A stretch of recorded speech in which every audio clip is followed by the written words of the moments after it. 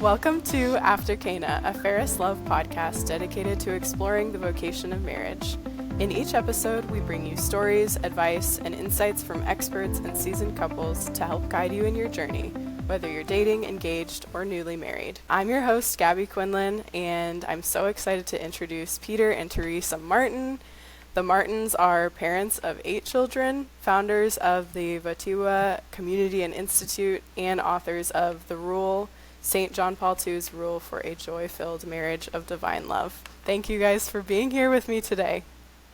Thank you, Gabby, for having us. Yeah, we're happy to be here. So excited to talk about all the things with you. But first, I wanted to just hear a little bit about the two of you and tell me how you got into this world of, marriage, JPII, all of it. I want to hear it. That's a long story. Yeah, there's a lot to say. Right. It goes back 20 years. We definitely feel like it was a vocation. We were specifically called to work on marriage and family in the church. We knew this from the very beginning of our engagement, and we ended up pursuing graduate studies so that we could work in the church. So right after we got married, we moved to Rome and spent 4 years there studying theology. Wow. And yeah, we were blessed to make it for 4 years. We had very little money, but people supported us along the way, and we had scholarships, and yeah. And I mean, with everybody's journey, there's a path, right? And God doesn't give it to you all at once, and even so there were some complications I had to come back a little bit early without finishing one degree, and anyway, I got stuck in between the European and American systems, and I wasn't able to continue on, but Peter was. So he got his degree from the JPII Institute in DC, and I had to just be patient. And we started having kids, and and life goes on. Fast forward 15 years, and I was helping Pete along his side with the marriage ministry and doing the retreats and doing the talks and whatnot. But then we found a way, because it was always our desire for us both to have degrees in marriage and family. And so we finally found a way through Maryvale Institute in England for me to finish my, get a degree in marriage and family. And so I could do it like remote study. Anyway, but it was 15 years later from when we started this whole thing. And then that was when I was doing my dissertation, when I was handed the Italian copy of The Rule, a book with The Rule in it and these other 2 documents. And I did my dissertation on it. Wow. This woman who gave it to me, because I was floundering with, I don't know what to focus on, what I want to write on, because everything is so awesome, Right. So much, and especially with his theology of the body and everything, we just always loved St. John Paul II and felt drawn to him and drawn to his works. But then this woman, she's a single woman, works for the church in England, and because that's where the remote study institute was in Birmingham, England. And she said, I know what you should do. And she went over to the shelf and she's like, this has been waiting for you. Oh my gosh. And I look back at that moment, and it was such now it's like that was a prophetic moment, because then the more she's like, there's a rule in here that JPII himself wrote for married couples. You've got to read it. You can do something with it. You can access it in a way that I can't. And thus began like the unfolding of like the next layer of our vocation, because we've been serving the church and marriage and family since we got married, but this was just like one more step. And then even just the other day when Peter and I were talking about it, he's like, we were born for this, like living outside the box, thinking in a way that other people haven't, going ahead and doing what's not recommended, Right. Like starting a nonprofit with absolutely no funding, with absolutely no knowledge of what you're doing, like we had the theology, but we had nothing else. But the Holy Spirit just kept saying, follow me, just do it, just follow me. And step by step, he like unfolded it for us. Wow. Talk about a leap of faith. I mean, and also the timing of everything and how you didn't finish your degree, so you were at this other, institution, and then this opportunity presented itself. I mean, that's you can't explain it other than that was God working in your lives. Absolutely. Even looking back when we were engaged, we knew we wanted to serve the church. Both of us felt that God was calling us in one way or another to serve him in the church, and it was through friends and through prayer that we realized, marriage and family is where we should focus. And we, of course, went through the whole marriage preparation process. And in that, we started realizing that, boy, this process is inadequate. Like, there's just not a whole lot here for a couple to be educated on, whereas in the priesthood, they have a minimum of 6 years of study before they receive the sacrament of holy orders. But we get, 12 hours if you're lucky, and so we realized that, geez, this is why people are floundering in marriage so much, because they just don't really know what they're getting into. Like, so everyone just believes that, marriage is relatively simple, and then we realize that now, unfortunately, couples are divorcing within 6 months of marriage. And so we're like, gosh, there needs to be a little bit more education, and this is a huge answer to that desire that we had to educate couples on the beauty of marriage, the sacramental grace that's available in marriage. So it's God all the way, just saying, hey, I gave you this vocation, and I'm going to help you through it. I'm going to give you what's necessary for you to do the work that I've called you to. Yeah. Well, and so Pete's talking about two things I wanted to comment on. He's talking about educate couples, but the reality is, like, the rule of St. John Paul II for married couple groups is not it's not a book study. It's more like a way of life. But like the framework of the rule allows people to live those truths. Right? So a lot of the people who are interested in joining a married couple group have already studied theology of the body, have already gone to talks, understand this stuff, maybe not studied it in depth, but have a basic understanding. And this gives them a tool to access it in a more profound way in their life. The other thing sorry, one of our children was coming in here when Peter was talking, so no problem. To figure out without making a big scene. You're totally fine. But I've got a baby napping right now, so okay. I get it. He's locked the door now, so. But no, what I want to say was, God can use everything. So part of the reality of our story is that we went to this one day kind of pre-Cana, and it was so awful. Oh no! We're like, we could have taught this, and we're not even married yet. It was just.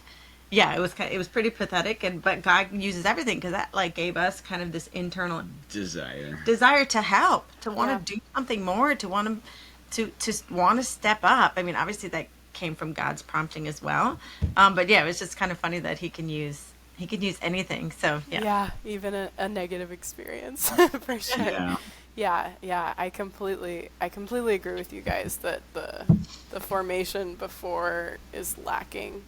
Sure. So Theresa said it was awful, but it was the people who ran it were doing the best that they could, but the whole situation was just not apt for a great deal of education. It was a cafeteria of a school. 50 couples all. Oh, there was so there were lots of people packed there, but they were on their phones. No, so you could easily be distracted. So you could walk through the whole day, get the certificate, and not have learned anything. Right. Now, it was just this. Okay, this process is not working because these couples don't care. They're here for the day to get the certificate because they know they need that to get married. Well, and it's so obviously Pope Francis is pushing this marriage catechumenate thing, so that there is more prep and more focus on the being prepared, but afterwards is important too. So that's why I love the name of your podcast too, the After Cana, because it's you need something then more. Right, so you have these couples that have been a part of whether it's Focus or their Newman Center, on college campuses, and then they get married and they're really involved in their faith, and they have a faith community amongst the students at the school that they were at. but then they get married and they get jobs and life gets busy, and all of a sudden there is no community support, like not in the same way where you're Right. invested in each other on like a daily, Yeah. weekly basis, and Yeah. so, and they want that, and you see people. So even for us, we worked. We were 19 years married when we got the rule, right? Was this when about or 18 anyway. So almost 20 years of working in the church, working for marriage and family, Yeah. intentionally working on our communication. But then when we started following the rule, when we started intentionally meeting with other couples, something like amazing happened. It like took us to this new place of, because the whole point of the rule is that the foundation of it is to live out the truth of Humani Vitae. It was promulgated right after Humani Vitae. Sorry, it was written right after Humani Vitae was promulgated. Okay. But we didn't Yeah. find it for a long time because because JP2 offered it to his people, and they were like, "We don't need this. We've got you." So he's like, so they were like, "All right, we don't want anything. We I don't want to blame formalize them, but yeah. Right. If there was ever a Yeah. if there was ever a problem, they could go to Vuyak, right, Uncle, and he would solve everything. Makes sense. Yeah. So he just put it on the shelf, and we didn't discover it. It wasn't discovered until the cause for his canonization, where they have to go back through everything he wrote. So that's why we have never heard of it before. But the whole purpose Yeah. of it is to live the truth of Humani Vitae, and as we know, like theology of the body is expounding upon why Humani Vitae is right. So we say on Humani Vitae, but that's like all the truth of marriage and family, especially, theology of the body, that's all coming from the same vein. And so to be able to live this out in our daily lives, he said, and this was 50 years ago, he said, to live an authentic Christian marriage in an increasingly anti-Christian culture. And again, that was 50 years ago, so much more so now, Yeah. takes heroic virtue. Yeah. And it's practically impossible to sustain heroic virtue with joy on a daily basis all on your own. Right. But with the support of community, Yeah. with the support of this like intentional community of other couples, all of a sudden you have the strength to live at that level, and then you unlock this joy. That's so beautiful. So the heart I love of that. what we're doing is becoming who we're meant to be. So JP2, our mission statement is trusting the rule of St. John Paul II, because he had obviously an integral vision of the person, of who man is and who he's called to be. And so by living the rule, each of the couples are becoming more of who they're meant to be. They're learning what marriage is, and then they're living it out at a deeper level, where before, as Theresa said, it's impossible, and it's very difficult in this anti-Christian world for a couple to live out their marriage well on their own. Right. Yes. We have knocking at the door. This Oh, is a no very worries. podcast for you, Gabby. Hey, it's very dynamic. I love it. No problem. I can edit anything out. So. Yeah, no, or No leave it. worries. Maybe Or leave it. Hey, it's a natural. It's a natural. I mean, and thing. that's part of, so that's one thing too. You had mentioned in some of these show notes is like we Yeah. talk about there's this big phrase that JPT uses, the integral vision of the person. Yeah. And he said to see, so integral we know means like holistic, right? Like entire.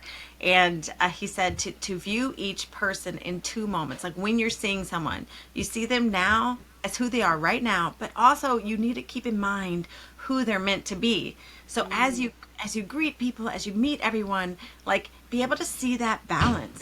So this real. So we've dubbed it the real and the ideal, right? To keep this balance between the real and like people pounding on our door, and the Right. ideal of trying to do this podcast. But no, Yeah. it's beautiful because even in response to like Humani Vitae, people can err on one side or the other, and I think that's what JP2 was trying to find, that balance. So like on the one side you can look too much at the real. Okay, this is challenging, it's a challenging teaching, right? And it challenges us to go against the tides of the world and what they're doing, and it's challenging in your relationship too. If you decide, okay, we've discerned we need to wait before we have another kid, then there's some abstinence and stuff, and that's challenging and hard at times. And so that there's that reel, and some people can look at that reel too much and be like, oh, that's too hard. Just do whatever you want. Just follow your conscience, right? In quotes, conscience. And err on the side of the real. But then on the other hand, you might have people who are like, who cares? You know, just suck it up, shut up, and do it, right? Because this is natural law and this is God's way, and that's all there is to it. And what he says is that's not enough, because that's just going to fall on deaf ears, right? Like that, we have to meet them in their real, and we have to be sympathetic, and we have to understand, because guess what?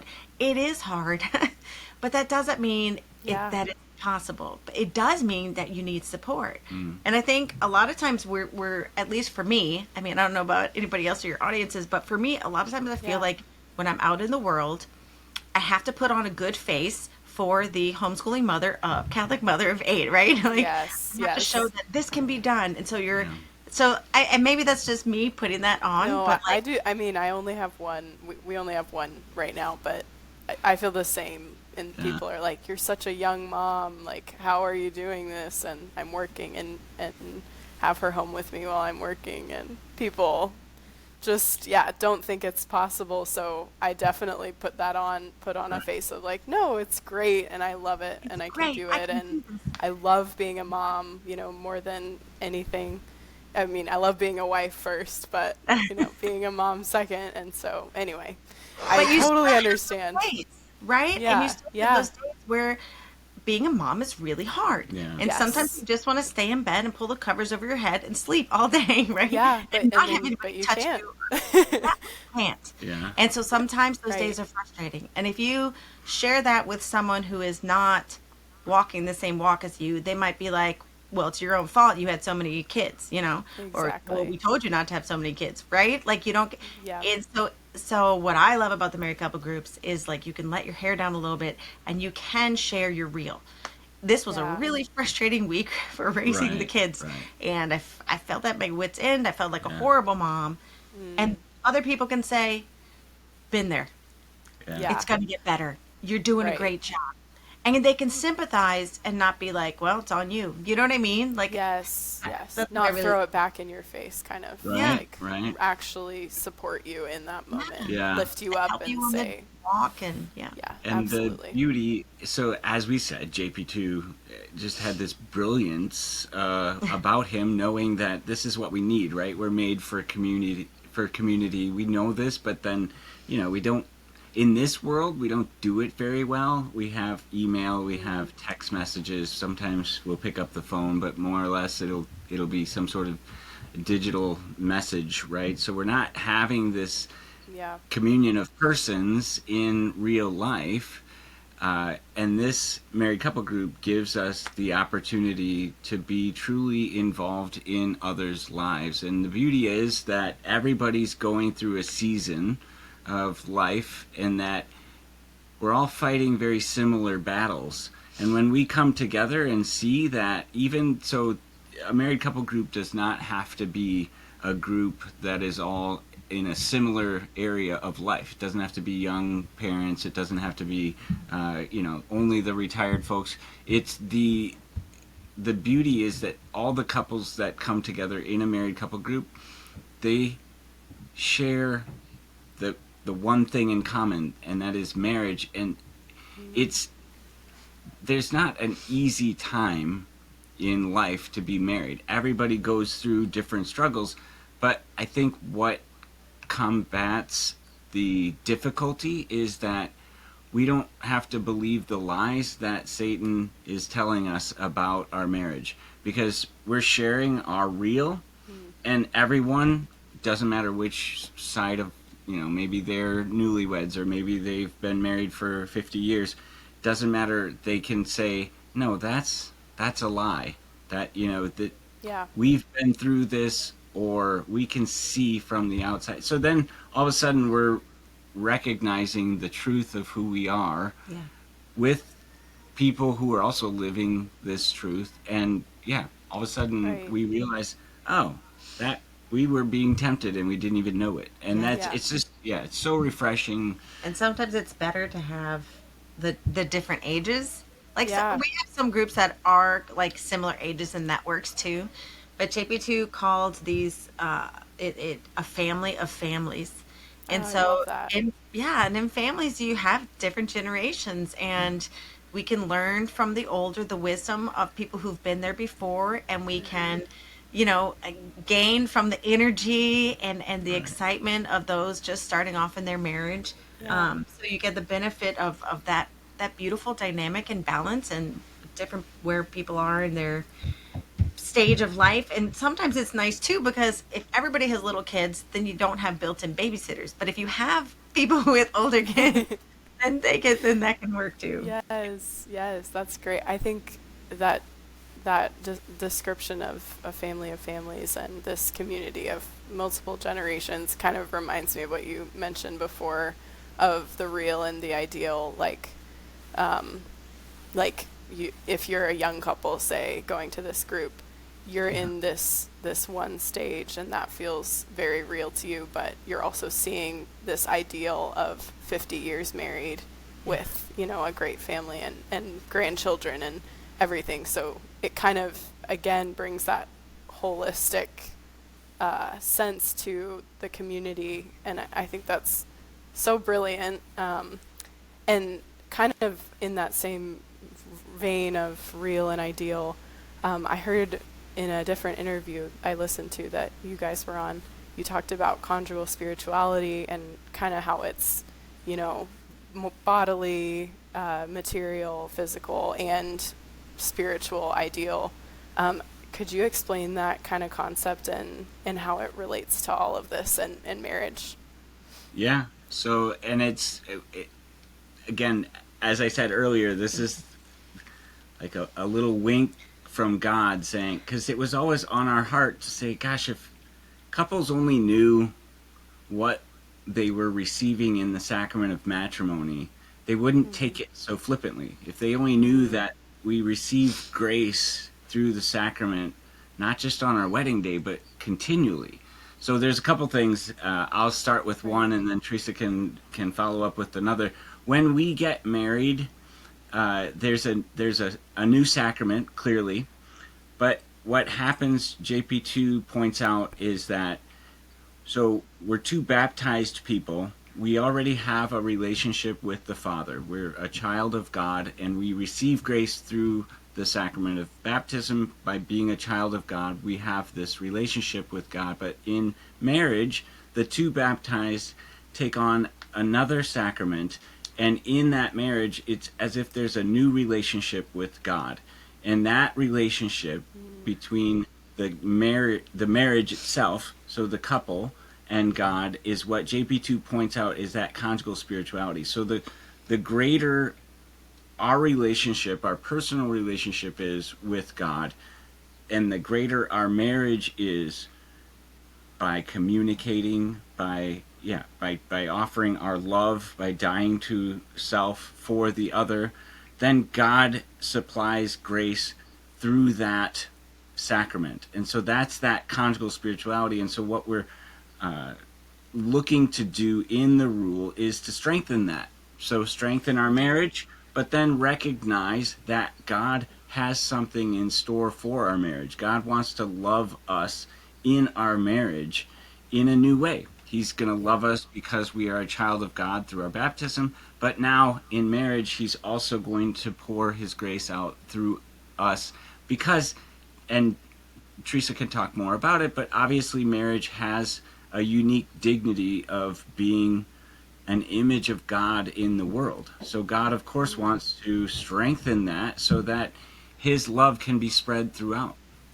Yeah, and Beautiful. so that conjugal spirituality that Peter was talking about, JP2 said that union, that spiritual union, could be so profound that you have one interior life. I mean, just let that sink in for a second, like what that means and Yeah. and how united you could be.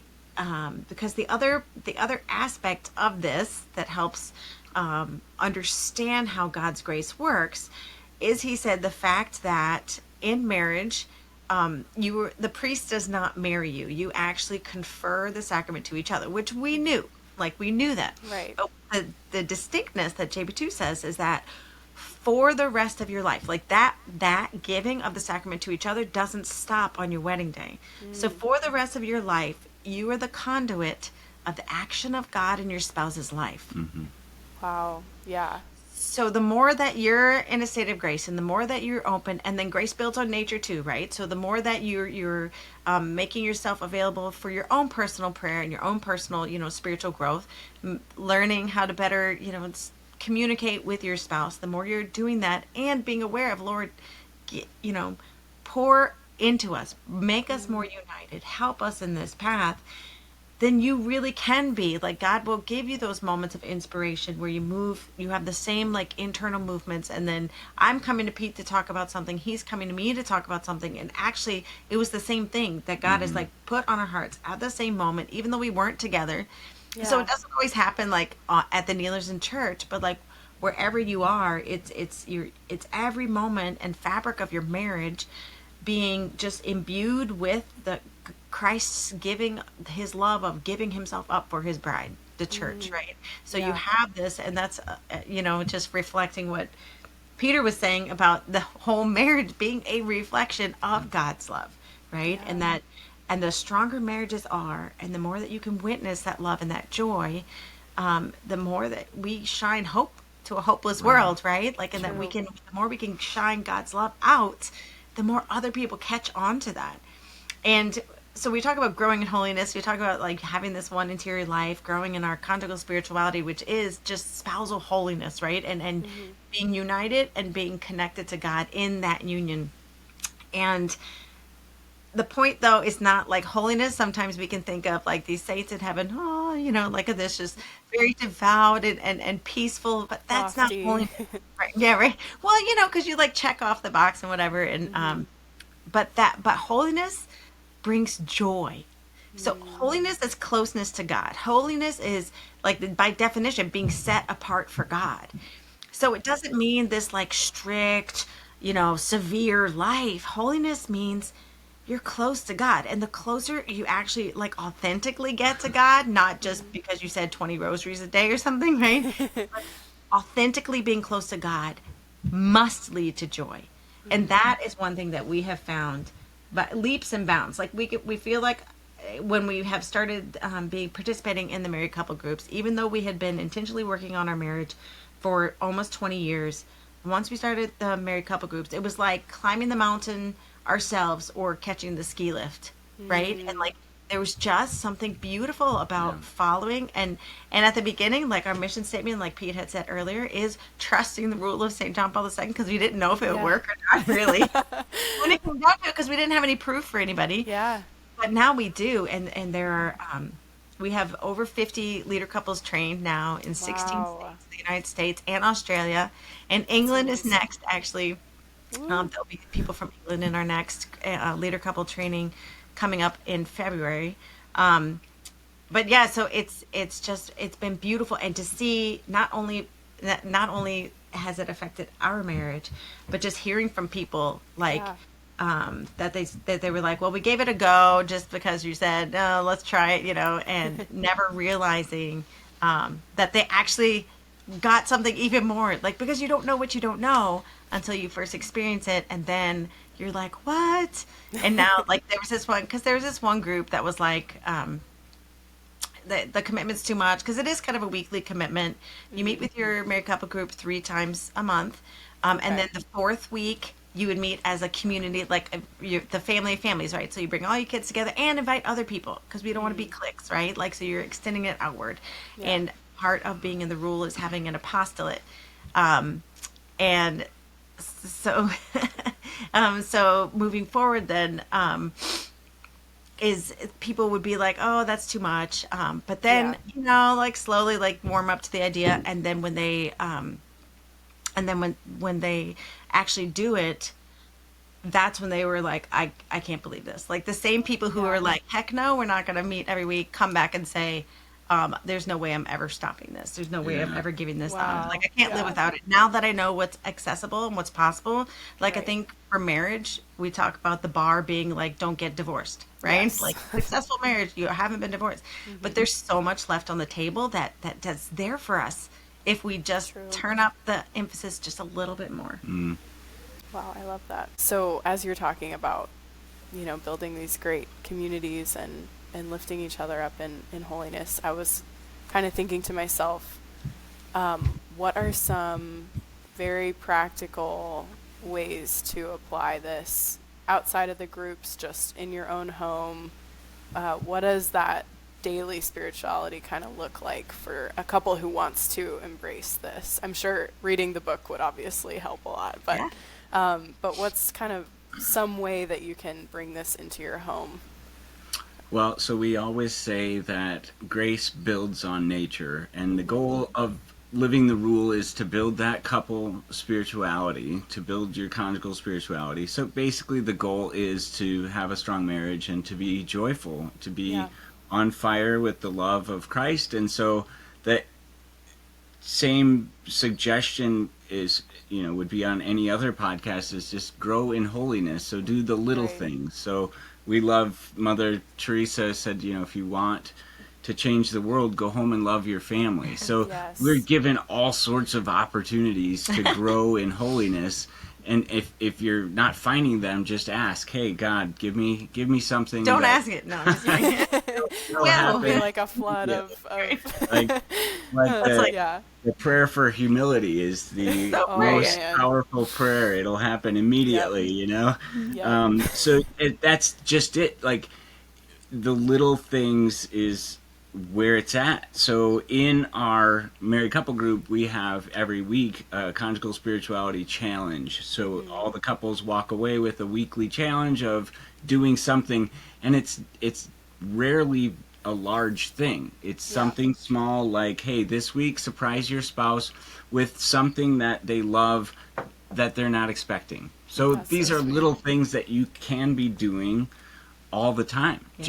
And that's, we are blessed. We've been in marriage ministry, reading books and listening to podcasts, and always focused on marriage, our whole marriage. And so we've always, we've always taken these little pieces of advice, like, don't ever stop becoming a student of your spouse. Like, there's always something more that you can learn from your spouse that you never knew. So always have that healthy curiosity of what makes you tick. So we've been married 23 years now, and there's always something more that we can learn from one another. So that's for, a little piece of advice of, what can we do? Well, we can just do the little things. Yeah. And you can, one thing too, take your spouse on a marriage retreat. Like even if you're not ready to commit to something on a weekly or monthly basis, go on a retreat just once a year. Does loads to give you that shot in the arm, that spiritual shot in the arm, and unite you in a deeper way. We have some on our website and all over too. So we have retreats in Winona, Minnesota, as well as Cedar Rapids, Iowa, and down in Louisiana, Lafayette, Louisiana, in the next summer. So we'll link all of this. We'll link it all in the show. We'll link it all, so anyone can check that out.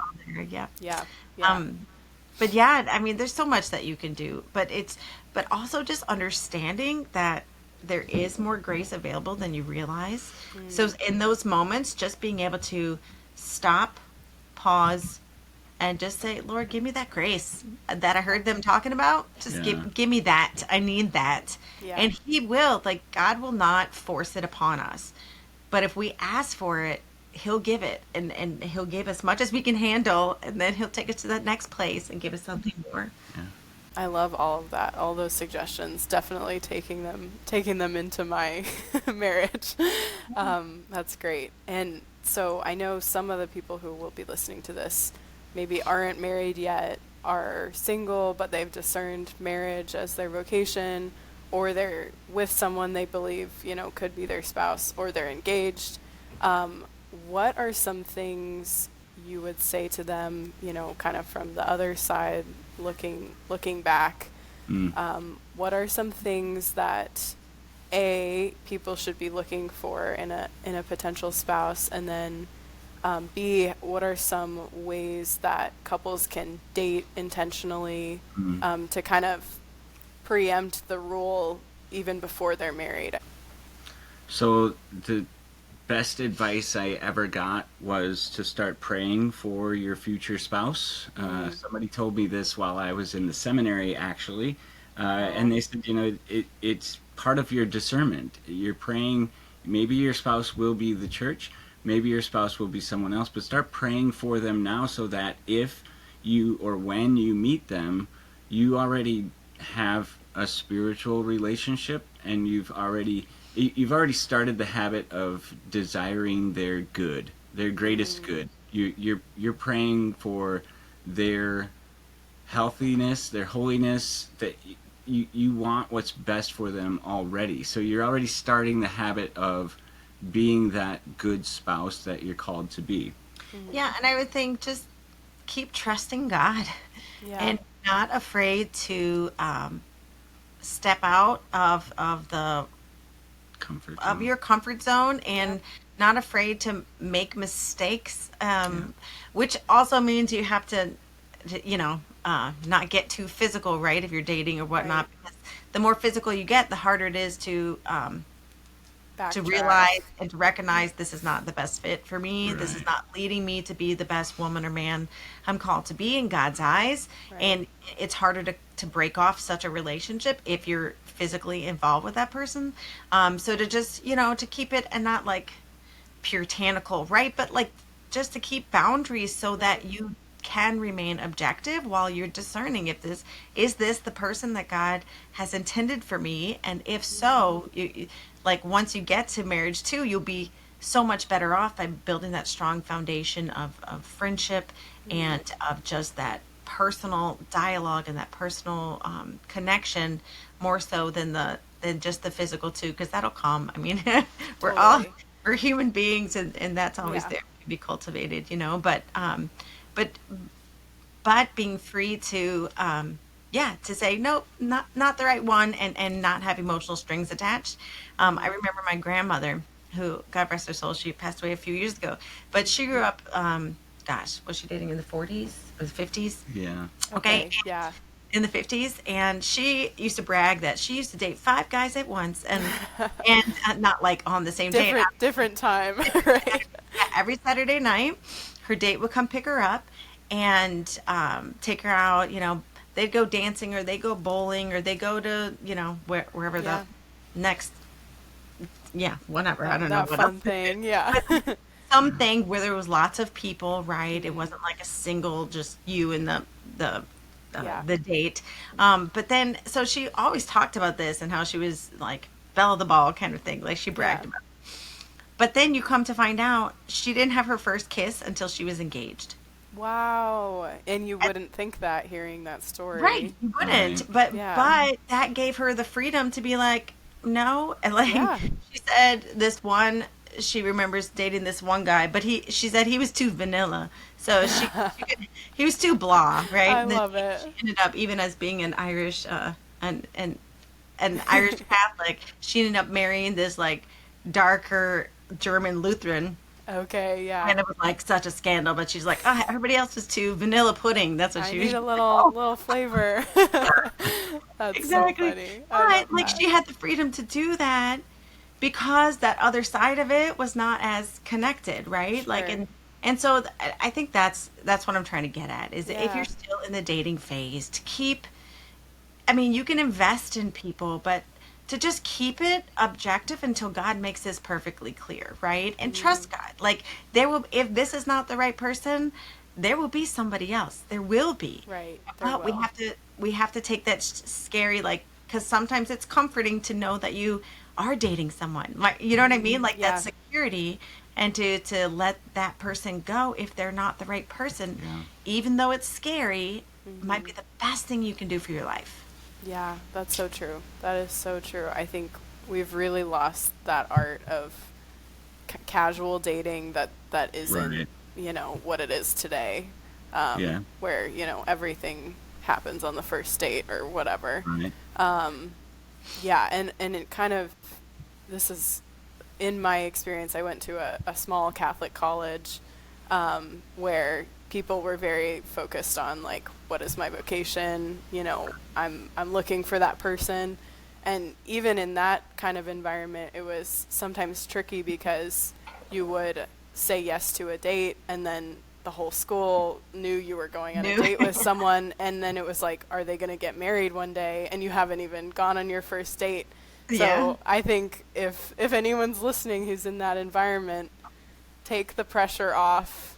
Yeah. It's okay to get to know people, and in a Right. obviously in a guarded way, but it's okay to test the waters, if you will. Right. And To not go steady right right, away. exactly. So yeah, I think that's really good advice. And this is, I'm just curious, really, but what was it about each other that you thought, this is my person, when you two were dating? Well, at first we didn't. It was not love at first sight. Okay, no, okay. He was in the seminary. Right, that's what I was thinking. I was trying to leave the seminary, actually. And, But I didn't know that. I just knew seminary, off limits, to Right, walk away, exactly. you know? Yeah. I'm not going to say I got hoodwinked, but I expected not to be in the seminary that particular semester because Okay. we were studying abroad. So we were studying in Rome for the University of St. Thomas, and I just decided that no, I'm going to leave the seminary. I'm pretty sure I'm not called to the priesthood anyway. But like a couple days before going to Rome, the vocation director called and said, "Hey, here's what we're going to do to keep you on the roster You're like, as, "No, no." as a seminarian." I'm like, "No, I'm not. I'm not even living in a seminary." And he's like, "That's okay. We're going to keep you on the roster." So technically, I was a seminarian, but Okay. I was trying to leave. Anyway, Theresa and I were friends that semester because, we just, our personalities clicked, and we were really good friends, and it was a small group there were like 9 of us, and so we would say that we were like the two sane people. There were other sane people, but we got along. But and we understood each other, and Yeah. we're not caught up in the drama. I think one of the things, after I yelled at him, then there were things that like I started seeing. So we were just friends, and Yeah. speaking of people like making assumptions about who you're Right. hanging out with. Yeah. So I started hearing this like rumor going around. I mean, there were only like 5 girls and 7 guys on this particular. This is one of the very Yeah. first Oh, Catholic studies of study abroad, and we were staying in this like hostel, like convent turned hostel, like with these crazy nuns, and Yeah. they got to stay at the with the Dominican friary right on Oh, nice. just there. But anyway, in our little group, there was like whispers of this other girl and Theresa are fighting over Pete. Oh my gosh. I did And- not start that. Anyway, so I was like, He's a I- player. Yeah. no. So I sat him down. No, because we weren't dating. We were just Right, friends. exactly, So I was like, yeah. I have a bone to pick with you, and we went to the little bar meaning cafe, because we were in Yeah. Rome. And so we went to this little cafe and sat down, and I was like, we are not in 7th grade, and I do not appreciate people talking about me, and we are not, like, I just like Yeah. laid into him, and I was just like, I do not appreciate this. This is stupid. gosh. We're just friends. I don't want people like pretending In my that I'm trying to like business. come after you, and for whatever reason, blah blah blah. I was like, And the funny thing is I was so mad because she I was like, was- stop playing games. This she is was stupid. Yeah. she was mad, and I think she was also kind of nervous that this could wreck our friendship, but she didn't care. She stood up for herself, and so she was probably nervous that okay, he's going to be Speaking mad. of being detached, and right? and I was the whole time I was just like I am right now, and I was smiling, and she's like, "What? Why are you not upset?" I'm like, "This is the coolest thing I've ever seen. Like, Oh my I've gosh. never had anyone fuss at me, and I'm cool and collected because I didn't actually do anything wrong. So Right. you're fussing, but I didn't do it. It wasn't me. But I was also at the same time, like, that was the day where I became so attracted to Teresa because I was Because I like, yelled at him. yeah, because I'm like, I've never like- seen this in Yeah. like, this is, I love her backbone. I love the amount of Yeah. respect she has for herself. And honestly, like, a week later, I realized I have to ask her to date because Yeah. we are more than just friends now.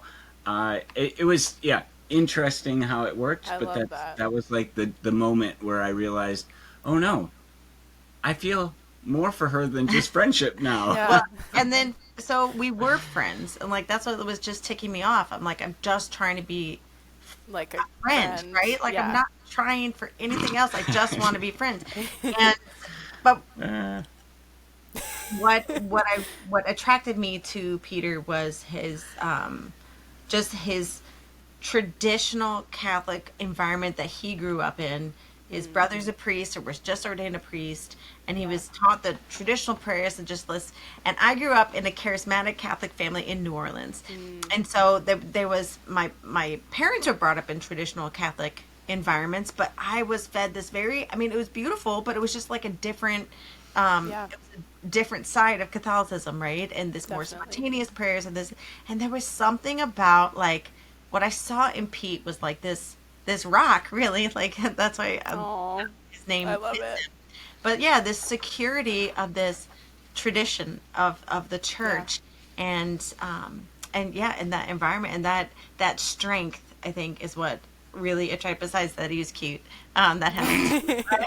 But no, his strength and his like faithfulness, like he didn't have like the impulsive and that Yeah. charismatic like zeal that I was like used to when people prayed or whatever, but he was always faithful, like to saying his morning prayers, to going to daily mass, to doing all these things, even wearing the scapular and everything. Like these were little tokens of things that I hadn't always seen consistent, growing up. And here's this Sure. guy who might not show all of his emotions or even know that he has emotions, but he's just this consistent, faithful Yeah. man.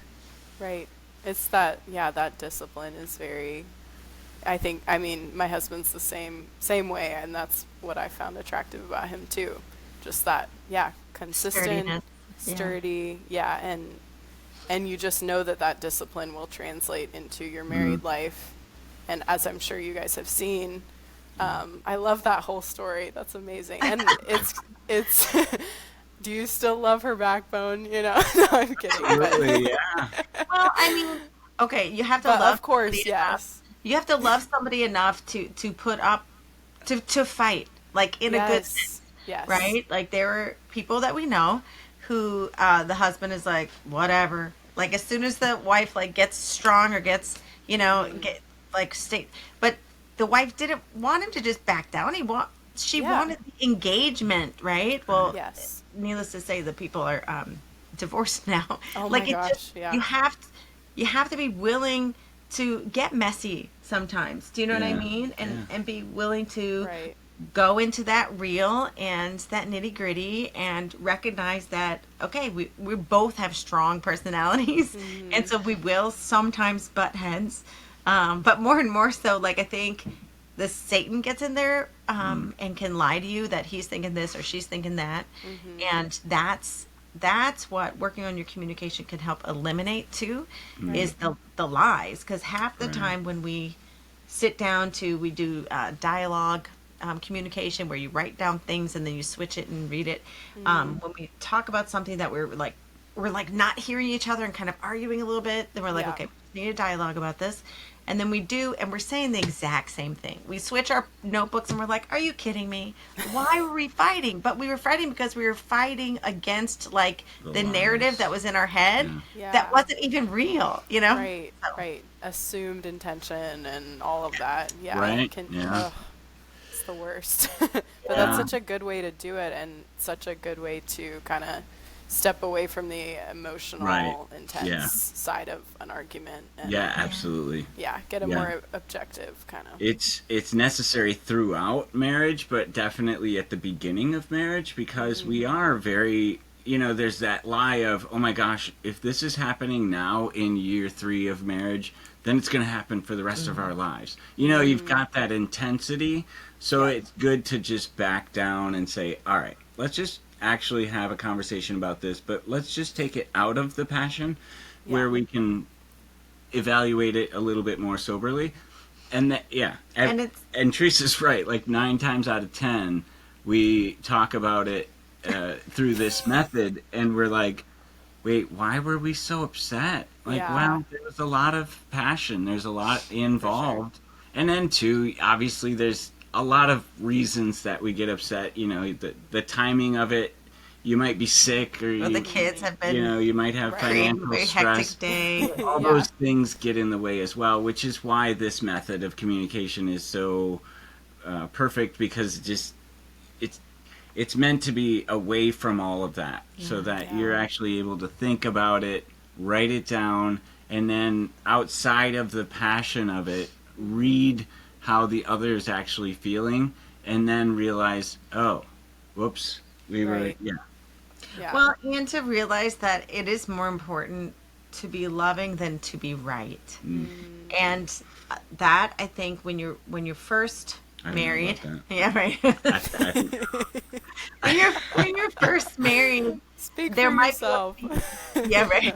There might be a fear that I'm going to lose myself, right? Yeah. In this.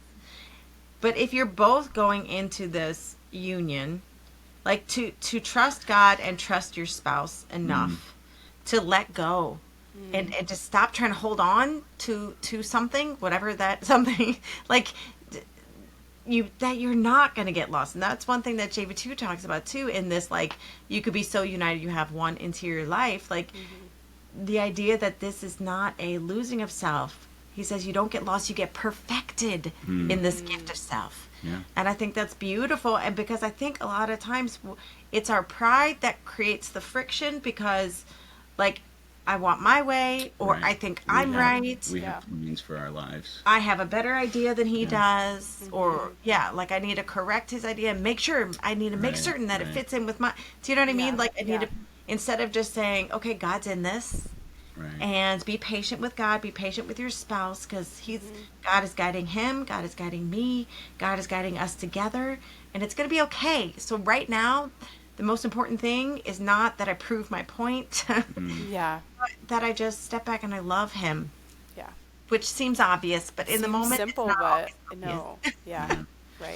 Right. And I think too, at least in today's culture and everything, I think women especially are really taught, like, you have to, like, stand your ground and no budging on anything. And, if you're, like, a quote-unquote submissive wife, as, like, scripture says, you're weak and you're letting your husband dominate and all these things. And I think it's just completely misses the whole point of, no, we're actually a team. We're actually one.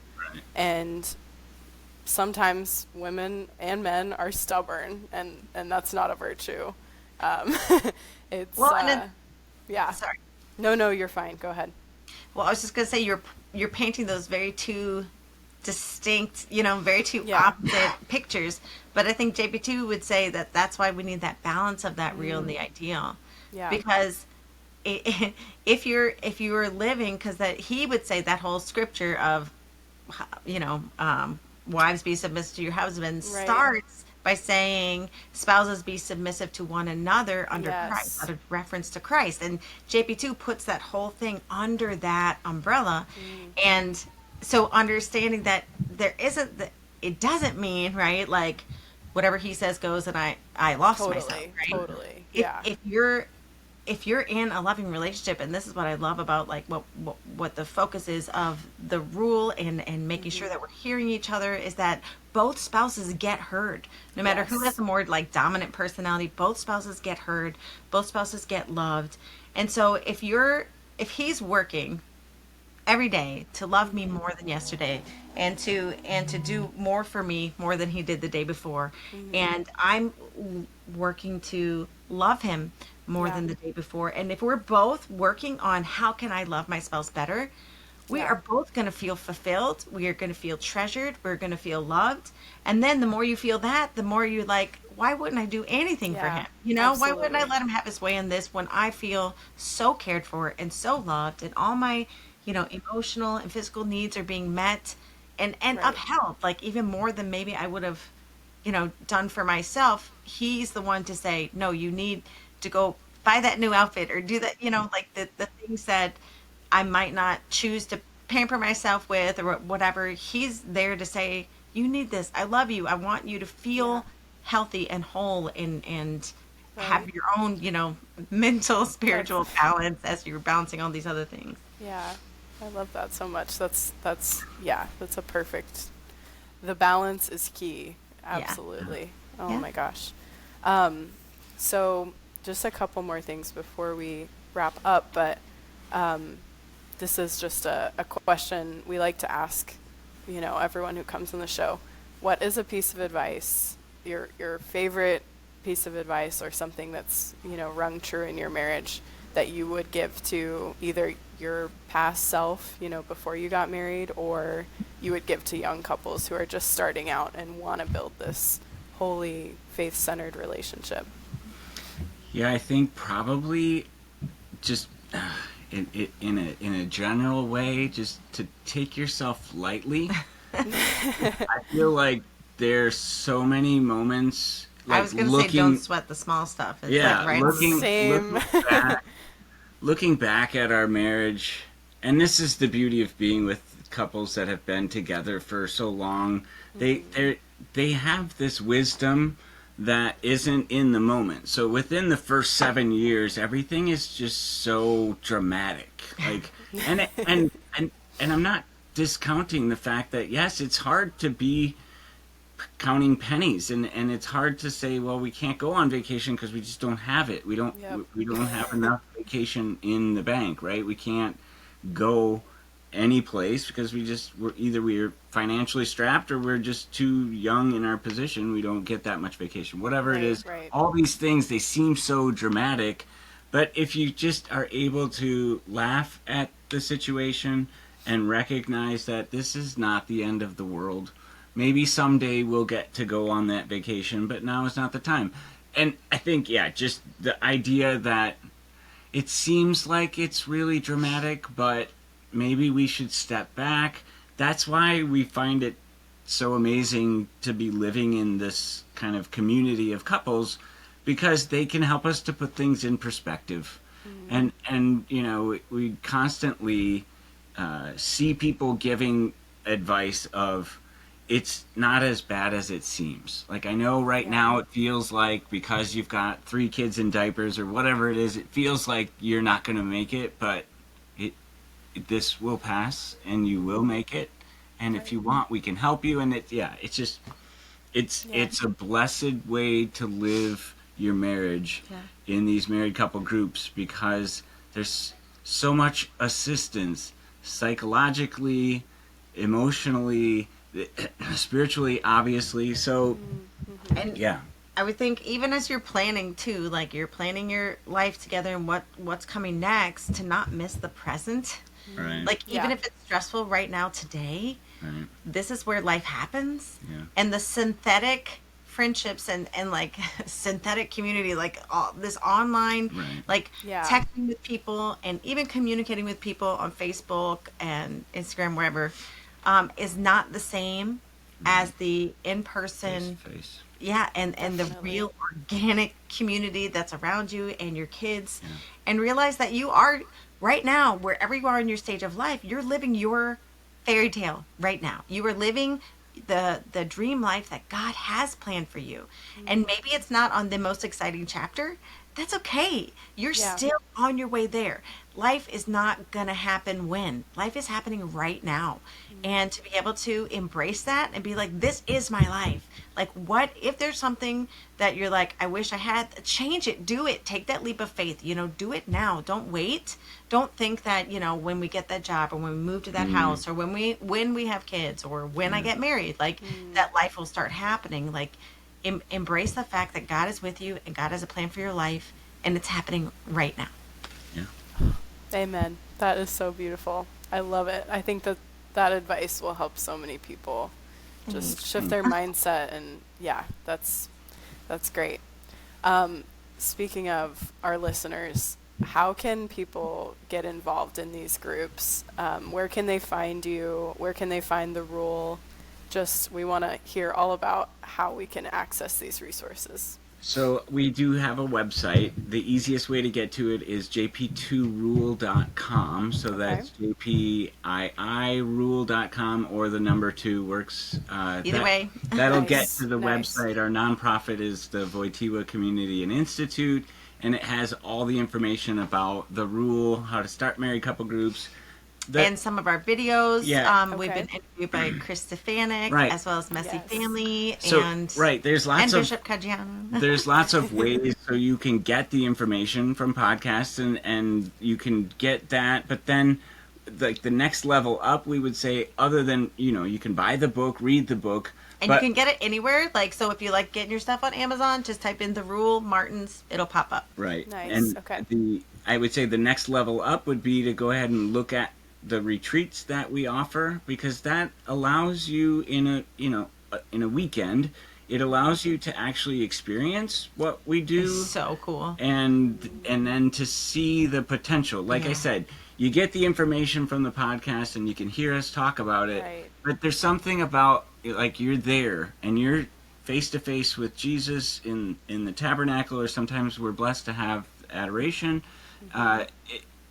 And it changes you, and you realize, holy cow, there's more to our marriage than what we've tapped so far.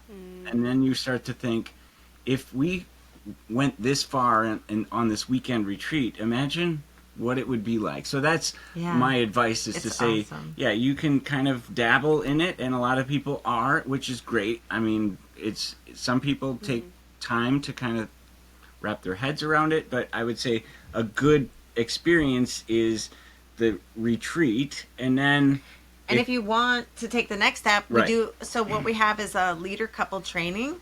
So to just empower the leader couples, to help them get the vision. And that's online, training online. Everybody has a mentor couple. So it's very personal. Nice. Again, like, even though it is online, we try to make it as personal. It's not just a Right. plug and play. So we make it as love personal as possible. And then with that, you have workbooks and conjugal spirituality journals, and it makes it so easy to start a married couple group. Right. We went through all the hard stuff for you, all the trial and error, and what was like, what works, what doesn't work, and Yeah. So we punched through that wall, and we kind of, and so far the feedback from this, from what we've had is that this is the easiest thing. Like, we just follow the workbook and we do it, and God's grace is just pouring in. Oh, I'm so excited to share all of this with our listeners, and we will link all of these things in the show notes. Thank you guys so much for speaking with me today. I loved hearing your story, loved hearing all about the Rule. Thank you so much. Thank you. Thank you for having us, and working for marriage yourself, and giving people more, because sometimes that's the hardest thing. Like, even if they have good marriage prep, they get married and then it's just like parish life. Right? Right? What now? Exactly. So this is great for my people gosh. to tap into. If you enjoyed this episode of After Cana, share it with a friend, leave a review, or head to the Fairest Love website for more resources on building relationships and families of faith.